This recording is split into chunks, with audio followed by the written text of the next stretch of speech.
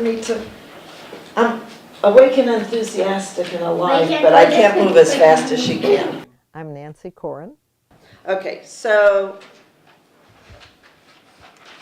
what do you know is the same about every Talit? I think the most rewarding feature is having children love to learn and having them see that they're very capable of expanding their horizons. So right now I teach in Lincoln at Rousseau Elementary School. I'm a fifth grade teacher and it's a full-time job for me.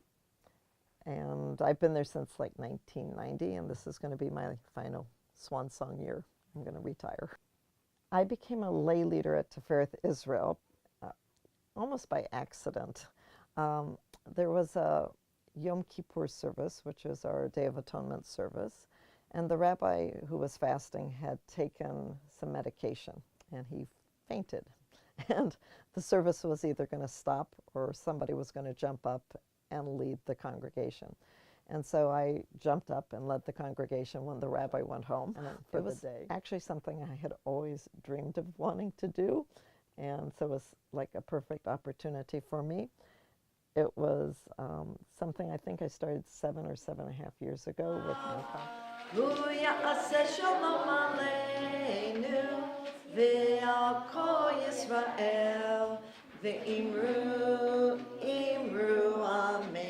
My role as being a lay leader is very diverse.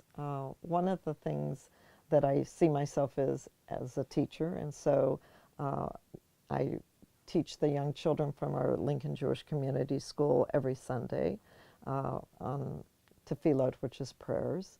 I obviously work on our Sabbath, which is a day off for most people, but for me it's a matter of giving a sermon or a teaching session related to our Torah learning.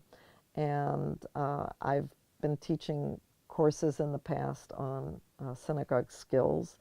I've married people, I've buried people, I've officiated at naming and circumcision ceremonies. So all the life cycle events I've done. Oh man, she means a lot to me. She led my daughter's naming ceremony, so personally she holds a very, very special place in my heart.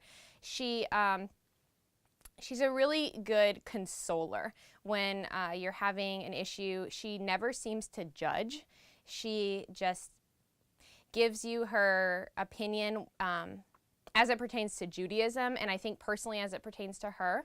I actually just went through a really important death in my family, and she had a lot going on, and she came up to the hospital every single night and sat with him and sat with our family, and it seems like she actually truly cares, which makes me feel like when I have a problem, I can truly go to her.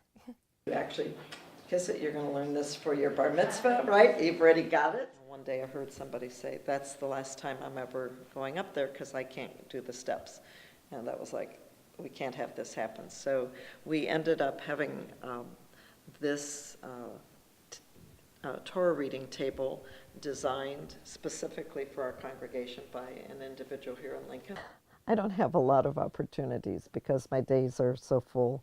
When I come home, let's put it this way, I don't have a lot of opportunities for outside enjoyment. I get a lot of enjoyment from my work. I guess my biggest thing is I have a granddaughter who also lives with me, and so it's maybe teaching her a skill or listening to her play the cello or doing those types of things, or going with my husband to a ball game on an occasional Sunday afternoon that give me pleasure.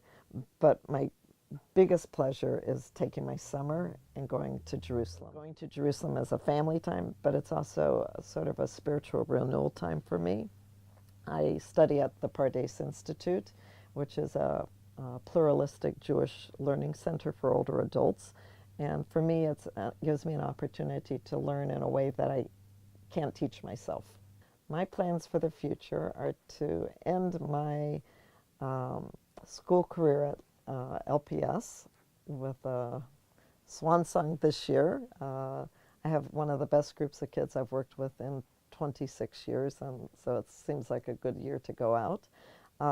I plan to stay on with the synagogue for several more years. So retirement is like having one job, which will be good.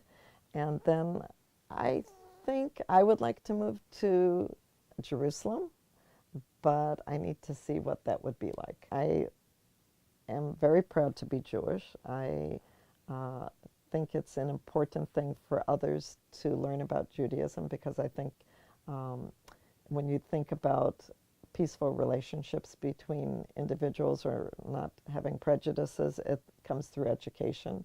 And so that's sort of one of my passions, where I hope people will understand that if they have a question about Judaism that I can answer, or someplace where I can point them, that I'm available to them.